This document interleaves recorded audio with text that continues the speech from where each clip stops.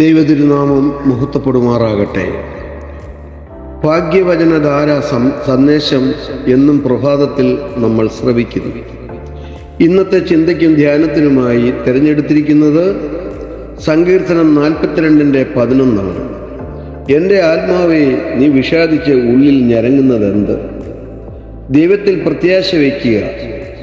അവൻ എൻ്റെ മുഖപ്രകാശ രക്ഷയും എൻ്റെ ദൈവവുമാകുന്നു എന്നിങ്ങനെ ഞാൻ ഇനിയും അവനെ സ്തുതിക്കും. Why am I so sad? Why am I so troubled? I will put my hope in God, and once again I will praise Him, my Savior and my God. 42 43 സങ്കീർത്തനങ്ങളിലെ സന്ദേശം ഒന്ന് തന്നെയാണ്. മലയാളം വലിയ അറിവില്ലാത്തവർക്കുമായി ഈ വാക്യം ഹിന്ദിയിൽ കൂടി പറയട്ടെ. മേരി ആത്മാ ക്യോം ഉദാസ് ഹോ, ക്യോം ആഗ് ഫർത്തി ഹേ, ഈശ്വർ पर भरोसा रखो, मैं फिर उसका धन्यवाद करूंगी, मेरा मुक्तिदाता और मेरा ഈശ്വർ ഹേ. ദൈവത്തിനായുള്ള ദാഹം കോരഹപുത്രന്മാരുടെ ഒരു ധ്യാനം എന്ന തലവാചകത്തിൽ തന്നെയുണ്ട്.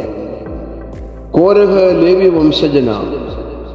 അയാളുടെ പുത്രന്മാർ ദേവാലയത്തിലെ സൂക്ഷിപ്പുകാരും പാട്ടുകാരുമായിരുന്നു. ആരാധന വളരെ ഇഷ്ടപ്പെട്ടയാളായിരുന്നു കോരഹ. അത് സാധിക്കാതെ വന്ന സാഹചര്യത്തിലാണ് ആത്മനമ്പരത്തോടെ ഈ വാക്കുകൾ ഉതിർത്തത്. എഴുത്തുകാരൻ്റെ ആത്മദാഹം 2 കാരണങ്ങൾ കൊണ്ടാകാം. ഒന്ന്, എപ്പോൾ ഞാൻ ദൈവസന്നിധിയിൽ ചെല്ലുവാനിടയാകും. 2, വിദൂരതയിൽ കഴിയുന്ന സാഹചര്യം. ഒരു യഹൂദനെ സംബന്ധിച്ചിടത്തോളം ദൈവസാന്നിധ്യം സവിശേഷമായി അനുഭവപ്പെടുന്നത് ദേവാലയത്തിലാണ്. നമ്മൾ ഓരോരുത്തരും ഭാരപ്പെടുന്നതും നിരാശപ്പെടുന്നതും ഇന്നിനെ ഓർത്തല്ല, പിന്നെയോ നാളെ എന്തു സംഭവിക്കും എന്നുള്ള വ്യാകുലതയാണ്.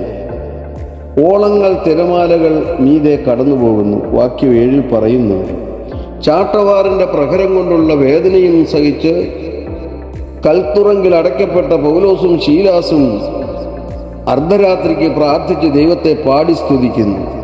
അപ്പോസ്തല പ്രവൃത്തികൾ 16:25. കർത്താവിൽ അനുഗ്രഹീതരെ, നമ്മുടെ എല്ലാം വ്യക്തിജീവിതത്തിലും കുടുംബജീവിതത്തിലും ധാരാളം പ്രതികൂലതകൾ അനുദിനം അനുഭവിക്കുന്നുണ്ട്.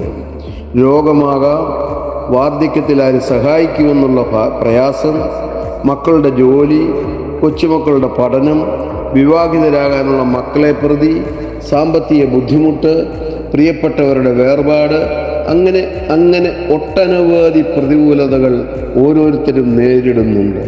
അതിൽ നിരാശരാകാതെ തകർന്നും തളർന്നും പോകാതെ ദൈവത്തിൽ പ്രത്യാശ വയ്ക്കുക. കെർക് പാട്രിക് എന്ന പണ്ഡിതൻ എഴുതി, വിശ്വാസം മ്ലാനതയെ ശാസിക്കുന്നു, പ്രത്യാശ നിരാശയെ അതിജീവിക്കുന്നു. നമ്മുടെ പ്രതികൂലതകളെ അനുകൂലമാക്കി നമുക്ക് പാടാം, പ്രാർത്ഥിക്കാം. അല്ലയോ ആത്മാവേ, നീ വിഷാദിച്ച് ഉള്ളിൽ ഞരങ്ങുന്നതെന്ത്? ദൈവത്തിൽ പ്രത്യാശ വയ്ക്കുക.